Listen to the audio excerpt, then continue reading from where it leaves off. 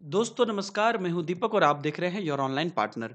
NIS DElEd के revision series में आप लोगों का बहुत बहुत स्वागत है, जिसमें हम लोग कोर्स 501, 502 और 503 का रिवीजन कर रहे हैं। और अगर आपने अभी से पहले का वीडियो नहीं देखा है तो वीडियो के डिस्क्रिप्शन में आपको प्लेलिस्ट का लिंक मिल जाएगा, जिसमें कि कोर्स 501, 502, 503 ये तीनों का जो प्लेलिस्ट है उसका लिंक दिया हुआ है, और वहां से जाके आप सारा वीडियोस प्लेलिस्ट में जो है वो देख सकते हैं। तो अब हम लोग यहाँ पर दोस्तों आज जो हम लोग करेंगे वो कोर्स 502 के इकाई 8 का रिवीजन करेंगे।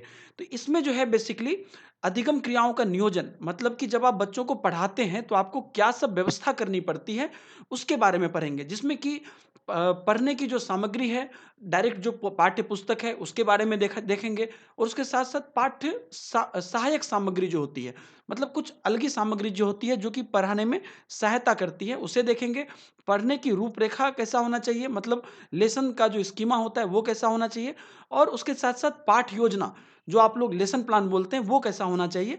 ये सब चीज़ें इस चैप्टर में हम लोग यहाँ पर देखेंगे अच्छे तरीके से, और इससे क्या क्या क्वेश्चन निकल के आएंगे वो भी हम लोग देखेंगे।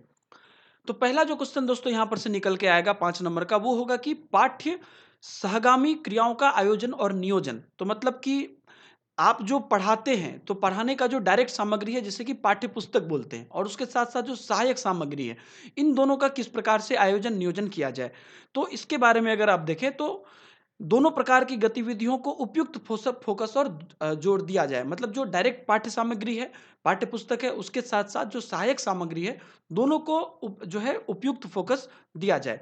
उनके क्रियान्वयन में पुनरावृत्ति ना हो, मतलब आप एक तरह से अगर बता चुके हैं, एक चीज बता चुके हैं, तो उसको बार बार ना दोहराया जाए।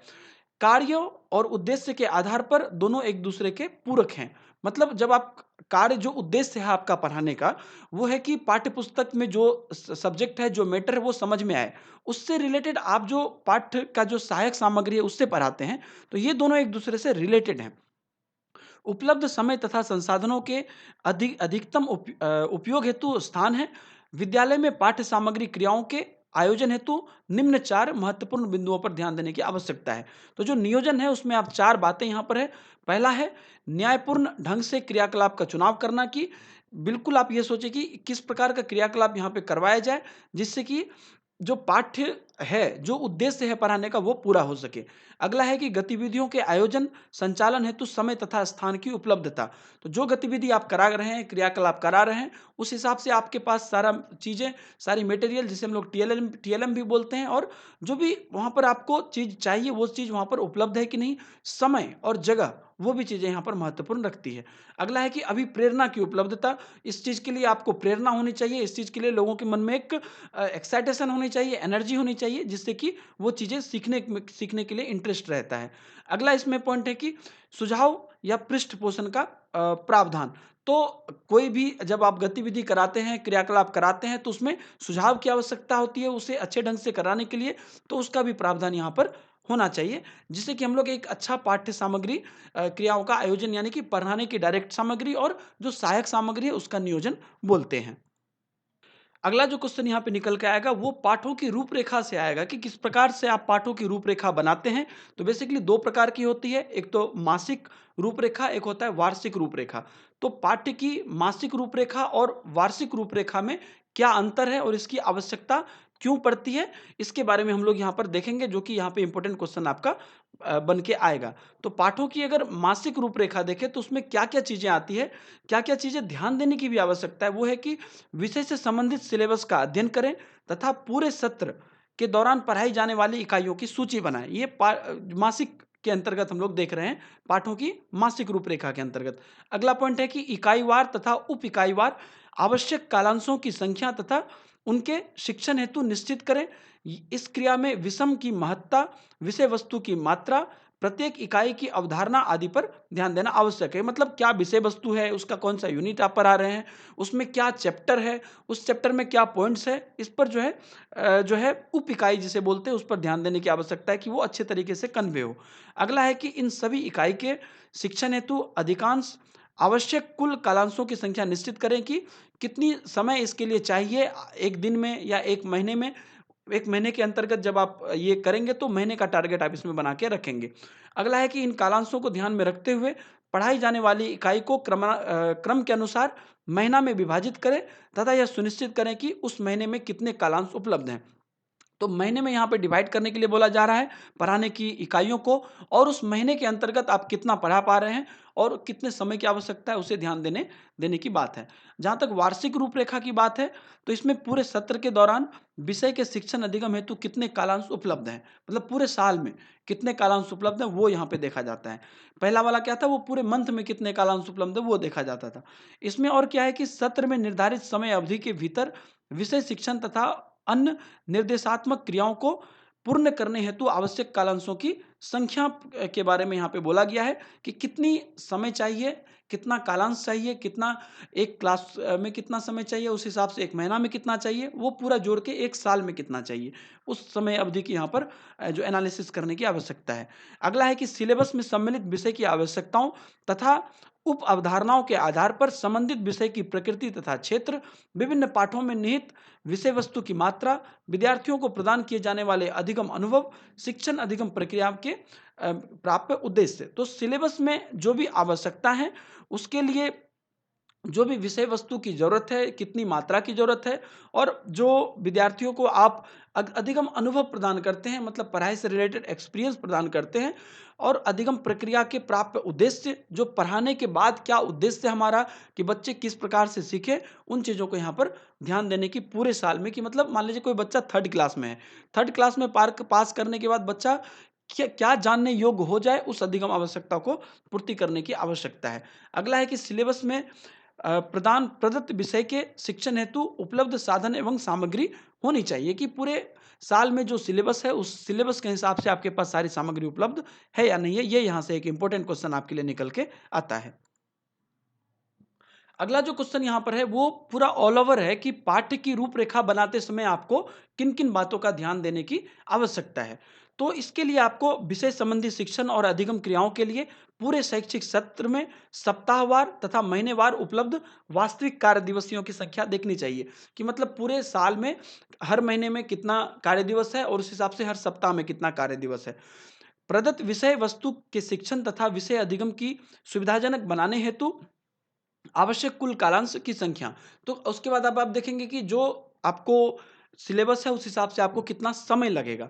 सत्र के दौरान पूरे किए जाने वाले संभावित उप इकाइयों की संख्या, कि उस सत्र में कितने उप इकाई हैं, मतलब कितने यूनिट्स हैं, उसके अंतर्गत कितने चैप्टर्स हैं, उसको यहाँ पे आपको देखने की आवश्यकता है।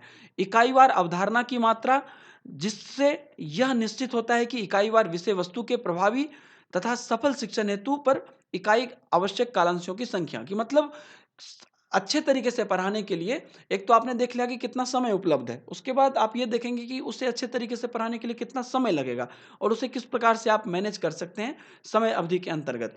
अगला है कि परीक्षा दिवस, अवकाश दिवस, क्षेत्रीय भ्रमण भ्रमण आदि को छोड़कर विषयों के शिक्षण हेतु वास्तव में एक महीना में कितने कार्य दिवस हैं। तो मतलब जो अलग ही चीज़ है जिसमें कि परीक्षा होता है या छुट्टी होती है या आप भ्रमण करने जाते हैं, वो सब में तो पढ़ाई नहीं होती है डायरेक्ट। तो वो सबको हटा के कितने कार्य दिवस हैं जिसमें आप पढ़ाते हैं बच्चों को। अगला पॉइंट है कि विद्यालय समय सारणी में शिक्षण तथा अधिगम क्रिया हेतु अलग अलग आवंटित कुल कालांशों की संख्या।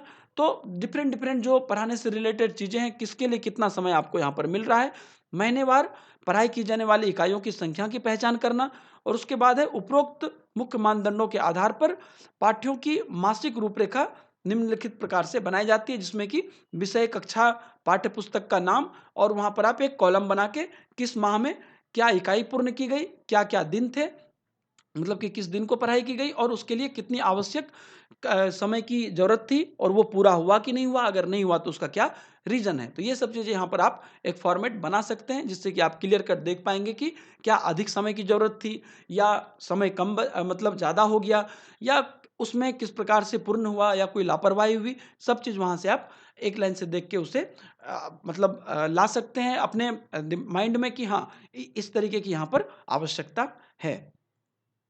अगला जो क्वेश्चन यहाँ पर से आपका 5 नंबर का निकल के आएगा, वो आएगा कि पाठ योजना की क्या विशेषताएँ हैं? मतलब कि जब आप लेसन प्लान बनाते हैं, तो उससे क्या फ़ायदा होता है? तो सबसे पहला तो होता है कि उद्देश्य आधारित होता है, कि एक पाठ योजना उद्देश्य आधारित होनी चाहिए। पाठ्य से संबंधित सीमित संख्या के उद्देश्य बनाए जा सकते हैं। तो यहाँ पर ये विशेषताएँ हैं कि मतलब जब आप पाठ्य योजना बनाते हैं, लेसन प्लान बनाते हैं, तो वो समय शब्द अवधि के अंतर्गत किस प्रकार से आप अच्छे तरीके से पढ़ाएँगे, उसको यहाँ पर आप उद्देश्य रख सकते हैं और उस हिसाब से आप पढ़ा सकते हैं। अगला है कि व्यापक, एक पाठ्य योजना व्यापक, संक्षिप्त तथा सरल होनी चाहिए। उद्देश्यों की प्राप्ति हेतु अपने सभी प्रयास पाठ्य योजना में प्रदर्शित होने चाहिए। मतलब कि जो सिलेबस होता है, उस सिलेबस को आप उतने समय में पूरा करना है और उसे कितने अच्छे ढंग से पूरा करना है, कितना इफ़ेक्टिव बनाना है, वो यहाँ पर होना चाहिए। जैसे कि बोलते हैं कि इसे व्यापक होना चाहिए, सब कुछ इसमें अच्छे तरीके से कवर होना चाहिए। अगला है कि लचीलापन, एक पाठ्य योजना में लचीलापन होना चाहिए ताकि कक्षा में शिक्षण अधिगम क्रियाओं के संचालन के दौरान उसमें आवश्यक परिवर्तन किया जाए। मान लीजिए आप कुछ पढ़ा रहे हैं, आपका पाठ्य योजना कुछ और है, लेकिन उस समय में आपको लग रहा है कि ये पढ़ाने से पहले हमको वो टॉपिक पढ़ा देना अच्छा रहेगा, जिससे कि इसमें कम समय लगेगा, या और किसी कारणवश आप अगर उसमें कुछ फ्लेक्सिबिलिटी यानी कि कुछ लचीलापन लाना चाहते हैं लेसन प्लान में, तो वो आप कर सकते हैं। अगला होना है कि लागू करने योग्य, तो एक ऐसा पाठ्य योजना बनाया जाए जो कि लागू किया जा सके। कई स्टूडेंट को आप देखेंगे, जस्ट एक एग्जांपल दे रहा हूँ, कि जब लोग पढ़ने के लिए अपना रूटीन बनाते हैं, इतना डिफिकल्ट रूटीन बना लेते हैं कि जिसको कि वो फॉलो ही नहीं कर पाते हैं। तो आप रूटीन भी उस प्रकार से बनाएं, उस वही चीज़ यहाँ पर भी है कि पाठ्य योजना इस प्रकार से बनाएं जिससे कि फॉलो किया जा सके और बाद में उसमें जो है समय समय पर आप उसे इंप्रूव करते जाएं। तो ये दोस्तों यहाँ से इंपॉर्टेंट क्वेश्चन निकल के आए इस चैप्टर से। अगर आपको ये वीडियो पसंद आया तो वीडियो को लाइक जरूर कर दीजिएगा। आगे के इंपॉर्टेंट क्वेश्चन के साथ हम आपके साथ जुड़े रहेंगे। और दोस्तों, बहुत बहुत धन्यवाद इस वीडियो को देखने के लिए। कमेंट करिए, शेयर करिए।